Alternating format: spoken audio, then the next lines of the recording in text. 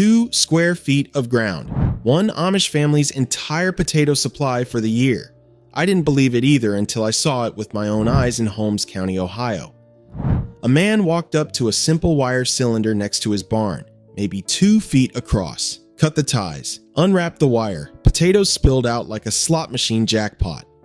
I started counting, got to 50, stopped counting. Meanwhile, my 30-foot row, taking up a quarter of my entire garden, produced the same amount, same harvest, 1/15 the space. This is the forgotten Amish method, and it doesn't just double your harvest, it triples it. The secret? They understood something about potato biology that modern gardening completely ignores. And I'd been doing it wrong for 20 years. Why?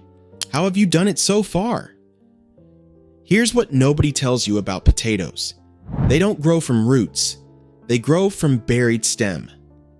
Potatoes form on structures called stolons, horizontal stems shooting out from the main stalk. But here's the key. Stolons only develop from the buried portion, not from roots, not from the part above ground, only from buried stem. Traditional row planting, you hill once, maybe twice, that gives you 6 inches of buried stem.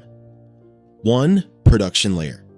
The Amish method, every time the plant grows 8 to 10 inches taller, you add 4 to 6 inches of material around it. Repeat 3 to 4 times. You're creating 4 production layers in the same footprint, not 1.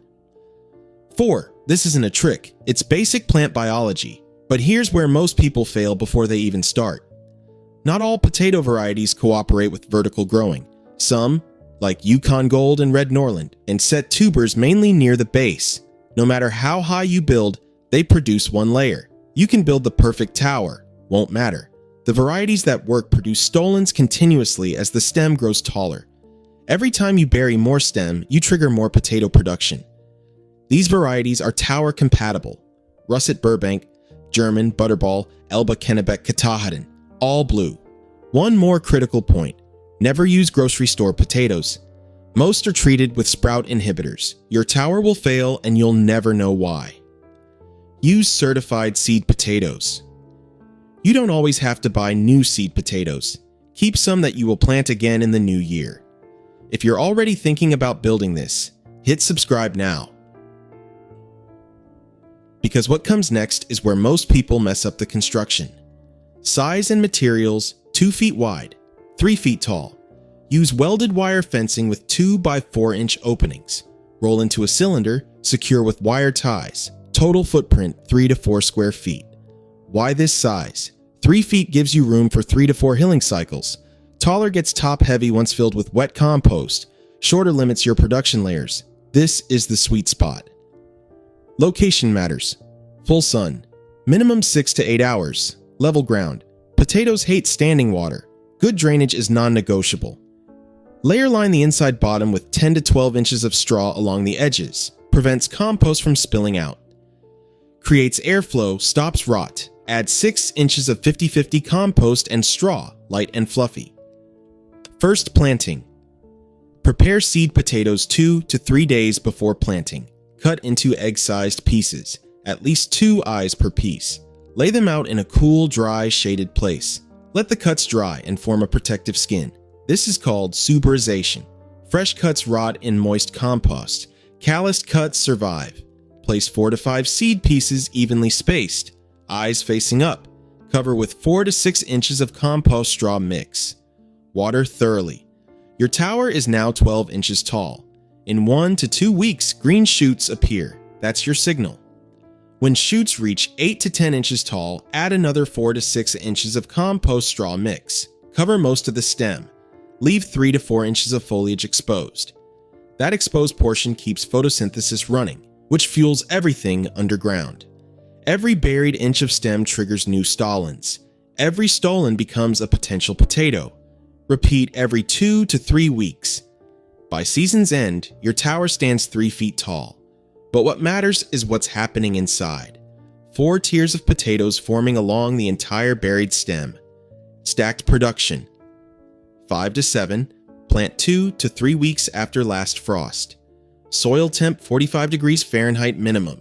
Zones 3 to 4, plant later. Expect fewer hilling cycles. Zones 8 to 9, Start earlier, may get an extra cycle. Total timeline, 10 to 12 weeks planting to final hilling, then 4 to 6 weeks until harvest. Watering. The 3-inch rule. Towers dry out faster than ground beds. Stick your finger 3 inches deep. Dry at that depth. Water deeply until moisture reaches bottom. Hot weather every other day. Cool weather twice a week. Fertilizing quality compost provides most nutrients. Want to boost yield? Compost tea every 3 to 4 weeks. Nettle or comfrey liquid manure also works. Warning: too much nitrogen equals bushy tops, tiny tubers. Potatoes need a balanced nutrient ratio. When plants flower, stop hilling. Tubers are forming. Let the plant focus on swelling them. 4 to 6 weeks later, foliage yellows and dies back. Don't rush. Those final weeks add weight and thicker skins for storage. Harvest day is absurdly simple. Cut the wire ties, unwrap, let the entire column collapse. Potatoes appear at every level. No digging, no damaged tubers, just gather them by hand. Realistic yields. First year, 40 to 60 pounds, realistic.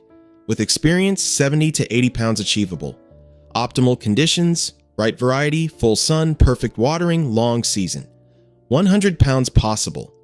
Most failures come from 4 mistakes. Wrong variety, determinants don't work, not hilling enough times, inconsistent watering. Insufficient sunlight, avoid those. You're already ahead. If this is blowing your mind, subscribe and hit the bell, because I'm about to show you an even simpler version. Green shoots emerged, then suddenly wilted and turned black. Colorado potato beetles found your tower. Hand-pick them daily during early growth. Check undersides of leaves for orange egg clusters and crush them immediately. Tower material compacting and staying soggy at the bottom? Your compost to straw ratio is off. Too much compost creates dense, airless conditions. Increase straw proportion to 60 to 40 for better drainage and root respiration. Leaves yellowing from bottom up despite adequate water? Early blight. Remove affected leaves immediately. Improve air circulation around the tower. Avoid overhead watering that keeps foliage wet. Potatoes formed only at the very bottom despite multiple hillings? You either chose a determinate variety or buried the stems too quickly before they fully developed. Allow 8 to 10 inches of healthy growth before each hilling. Patience pays. Small potatoes despite massive, lush foliage. Excess nitrogen. Skip additional fertilizer. The plant invested energy into leaves instead of tuber production. Next season, reduce compost richness. Don't want to build a wire tower? Skip it entirely. Place 4 seed pieces directly on the ground. Cover with 8 inches of loose straw. When shoots reach 8 to 10 inches, add more straw. Leave just the tips exposed. Repeat 3 to 4 times. By season's end, a straw mound 2.5 feet tall. Harvest, pull the straw apart. Potatoes come out clean, dry, ready to store. Yield, around 50 pounds, almost zero labor. The entire method revolves around one simple truth. Buried stem makes more potatoes. The tower, the wire, the straw. Those are just tools. The Amish didn't invent a super variety. They didn't rely on technology. They observed how the plant works and maximized its biology. 30-foot row, 50 pounds. 4 square feet, 100 pounds, same plant, different thinking.